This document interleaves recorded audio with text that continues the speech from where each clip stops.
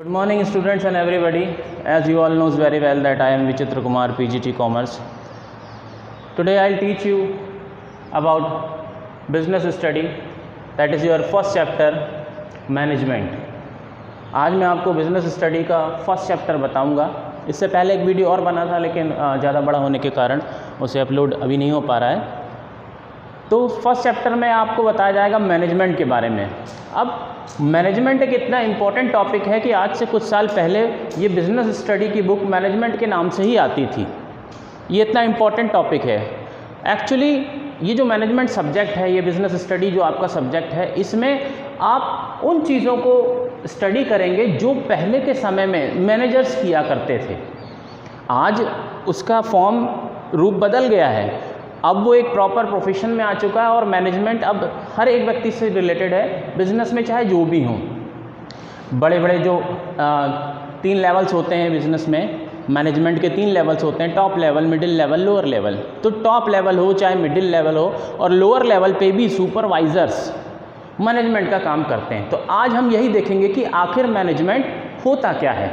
तो आपका first chapter का ये पहला टॉपिक है मैनेजमेंट। अब इसमें बहुत सारे लोगों ने अपनी अपनी डेफिनेशंस बताई हैं। एक्चुअली होता क्या है कि जैसे कोई बड़ा एक्सपर्ट आदमी जब किसी चीज़ के बारे में कुछ कहता है तो हम उसे डेफिनेशन बोल देते हैं। तो इसमें एक बढ़िया डेफिनेशन मुझे मिलती है C.S. जॉर्ज की दी हुई, जो कि है management consist of getting things done through others. Management का मतलब होता है दूसरों से काम करवाना। A manager is the one who accomplishes objective. एक मैनेजर वो इंसान होता है जो एकम्प्लिश यानी पूरा करता है ऑब्जेक्टिव्स, यानी उस ऑब्जेक्टिव या एम को जो कंपनी या बिजनेस लेकर चल रहा है, accomplish the objectives bye directing. कैसे? डायरेक्शन देता है, निर्देशन, कि ये काम ऐसे करो, ये ऐसे होगा, ये सही है, वो गलत है। Bye directing the efforts of others, दूसरों को डायरेक्शन देकर। तो फिर से हम एक बार में देखेंगे इसका मीनिंग।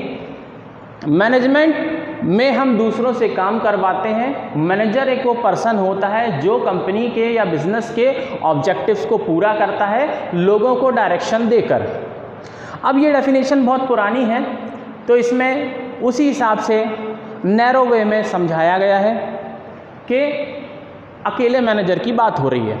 लेकिन मैनेजमेंट में सिर्फ मैनेजर नहीं होता है। मैनेजमेंट में सिर्फ मैनेज करना ही नहीं होता है। अब यहाँ पर मैनेज करने से क्या मतलब है? मैनेजमेंट को हिंदी में कहते हैं प्रबंधन।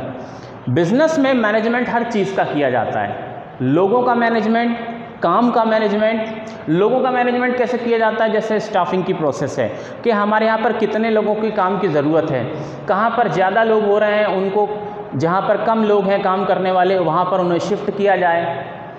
स्टाफिंग की जो पूरी प्रोसेस है, अभी आगे चैप्टर आएगा उसमें आप डिटेल में समझेंगे कि स्टाफिंग आखिर होता क्या है। तो मैनेजमेंट लोगों का होता है जिसमें राइट पर्सन को सही काम पे, सही पोस्ट पे रखना। और मैनेजमेंट काम का होता है, वर्क का, जो काम चल रहा है उसका मैनेजमेंट। और मैनेजमेंट हर चीज़ का होता है। तो अब हम फिर समझेंगे कि आखिर मैनेजमेंट है क्या। बिजनेस में मैनेजमेंट का मतलब होता है टू मैनेज एवरीथिंग, सब कुछ मैनेज करना। यहाँ पर लोगों से रिलेटेड भी हो गया, काम से रिलेटेड भी हो गया, रॉ मटेरियल लेना है, फिनिश्ड प्रोडक्ट बनाना है, उसको बाज़ार में बेचना है, मार्केटिंग का काम भी आ गया, एडवर्टाइजिंग भी आ गया, प्रमोशन भी आ गया, बहुत सारी चीज़ें हैं। ये सारे टॉपिक आगे आपको मैं डिटेल में समझाऊंगा मार्केटिंग मिक्स वाले चैप्टर में कि ये सब क्या है। तो मैनेजमेंट का मतलब होता है हर चीज़ को मैनेज करना। अब इन डेफिनेशंस में इसके अलावा, ये तो एक ही डेफिनेशन है, बोर्ड पर मैं आपको इतनी सारी डेफिनेशन नहीं दे सकता हूँ। इन डेफिनेशन के अलावा भी 4-5 डेफिनेशन दी हुई हैं बुक में। आप अपनी बुक में देखिएगा तो आपको डेफिनेशन मिलेंगी। तो उन डेफिनेशन में 2 चीज़ बार बार आती हैं, वो है इफ़ेक्टिवनेस एंड एफिशिएंसी। अब इफ़ेक्टिवनेस का मतलब क्या होता है? इफ़ेक्टिवनेस का मतलब होता है काम को समय पर पूरा करना। और एफिशिएंसी का मतलब क्या होता है? काम को सही कॉस्ट में यानी लागत में पूरा करना, कम से कम लागत में। देखिए, कॉस्ट का मतलब होता है जैसे कोई चीज़ को बनाने में आपने समझिए कि 80 रुपीज़ का आपने रॉ मटेरियल ख़रीदा किसी भी चीज़ को बनाने के लिए, और उसमें 10 रुपीज़ आपने अपनी लेबर लगाई, 5 रुपये की आपकी मशीन बिजली वगैरह लगी, सारा खर्चा मिला के आपको वो 95 रुपये की वो चीज़ पड़ी, तो आप उसे 95 में नहीं बेचेंगे, आप उसे 100 में बेचेंगे या उससे ऊपर में बेचेंगे ताकि आपको प्रॉफिट हो। जो MRP होती है, सेलिंग प्राइस होती है, और जो कॉस्ट होती है, उनके बीच का डिफरेंस ही प्रॉफिट कहलाता है। तो कॉस्ट अपने आप में बहुत इंपॉर्टेंट है। अगर कोई तरीके से इसी 95 रुपीज़ के कॉस्ट को 90 रुपीज़ में कर दिया जाए, कम पैसों में माल बना दिया जाए, तैयार कर दिया जाए, कस्टमर तक पहुंचा दिया जाए, तो उस कंडीशन में प्रॉफिट आपका बढ़ जाएगा, और प्रॉफिट बढ़ेगा तो बिजनेस हर तरह से तरक्की करने लगेगा। तो इसलिए एफिशिएंसी का मतलब होता है कम से कम कॉस्ट में काम को पूरा करना, और इफेक्टिवनेस का मतलब होता है टाइम पर काम को पूरा करना। इसमें डिफरेंस बिटवीन भी आपकी बुक में दिया है कि आखिर दोनों में फ़र्क क्या है। तो दोनों में मेन फ़र्क यही है कि इफेक्टिवनेस का मतलब होता है टाइम पर काम को पूरा करना, और एफिशिएंसी का मतलब होता है कम से कम कॉस्ट या लागत में काम को पूरा करना। ठीक है, इसमें अगर आपको आगे जाके जैसे कन्फ्यूज़न होता है मान लीजिए, तो आप एक चीज़ ध्यान रखिएगा कि इस इफेक्टिवनेस वाले शब्द में टी आता है। यहाँ पे देखिए TIVE, टी, इस टी का मतलब टाइम समझ लीजिए आप। इस एफिशिएंसी वर्ड में कहीं भी टी नहीं है। जिसमें टी नहीं है उसमें कॉस्ट की बात हो रही है, और जिसमें टी है उसमें टाइम पे काम को पूरा करने की बात हो रही है। जब भी कन्फ्यूज़न हो याद करना, इफेक्टिवनेस वाले शब्द में टी आता है, और टी टाइम के लिए है, यानी टाइम पे काम को पूरा करना है। ठीक, अब इसके बाद हम इसके कैरेक्टरिस्टिक्स, नेचर्स और फीचर्स देखेंगे मैनेजमेंट के। कैरेक्टरिस्टिक्स, नेचर्स और फीचर में इससे आपको और क्लियर होगा कि ये होता क्या है। पहले भी मैंने आपको बताया था, जो चीज़ जैसी है उसके बारे में ठीक वैसा ही बताना कैरेक्टरिस्टिक्स कहलाता है, उसी को हम नेचर फीचर कहते हैं। इसमें हम अपने मन से अच्छाई या बुराई नहीं बताएंगे। अगर आप किसी चीज़ की अच्छाई बता रहे हैं तो वो उसका मेरिट या एडवांटेज कहलाएगा, और अगर आप उसकी बुराई बता रहे हैं तो वो उसका डिसएडवांटेज या डीमेरिट कहलाएगा। लेकिन नेचर, कैरेक्टरिस्टिक्स या फीचर जो होता है, ये तीनों एक ही चीज़ होती है। इसमें आप जो चीज़ जैसी है उसके बारे में वैसा बताएंगे। तो अब हम मैनेजमेंट के नेचर या फीचर या कैरेक्टरिस्टिक्स देखते हैं। फर्स्ट है goal oriented process. Goal oriented process मतलब किसी ना किसी लक्ष्य को, एम को लेकर मैनेजमेंट का काम किया जाता है। अगर आप बिना किसी कारण के मैनेजमेंट किसी भी चीज़ का करेंगे तो वो मैनेजमेंट नहीं कहलाएगा। फर्स्ट है गोल ओरिएंटेड प्रोसेस। दूसरा ग्रुप एक्टिविटी। ग्रुप एक्टिविटी मतलब मैनेजमेंट का काम अकेले नहीं किया जाता है। यहाँ पे मैनेजर्स होते हैं, चाहे CEO हो, चाहे बॉस हो, मालिक हो, कोई भी हो, तो मैनेजमेंट लोगों के साथ मिलकर किया जाता है।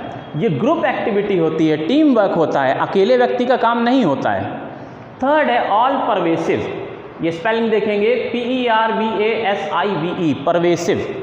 परवेसिव का मतलब होता है व्यापक, एंड व्यापक मीन्स कोई भी ऐसी चीज़ जो छोटी सी चीज़ अपने आप में बहुत सारी चीज़ों को कवर कर ले, समेट ले, हम उसे कहते हैं परवेसिव।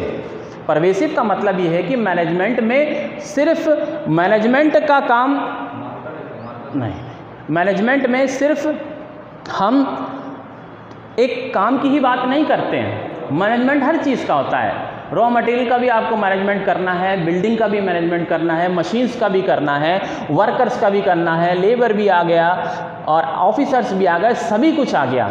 इसका मतलब है कि मैनेजमेंट एक ऐसी एक्टिविटी है जिसमें बहुत सारी एक्टिविटी आ जाती हैं।